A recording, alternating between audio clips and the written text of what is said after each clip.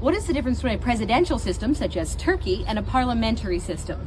So you're looking for two things. One, separation of powers, and two, the location for the head of government.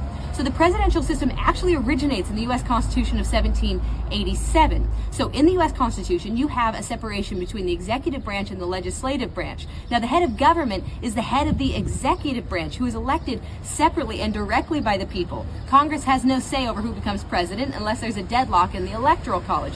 But this also means that the president has much less control over legislation than you would see in a parliamentary system. Now, in the U.S. system, the president also happens to be the head of state. That is not the case in all presidential systems. Heading over to the parliamentary system, you lack that executive congressional separation of powers, and the head of government is located in the legislative branch because the executive and the legislative branches are combined. So head of government is the head of the legislative branch, who is the prime minister. Now, the prime minister is not directly elected, but is instead elected by members of the parliament who are themselves directly elected. Now, this allows for much tighter control of the legislative process.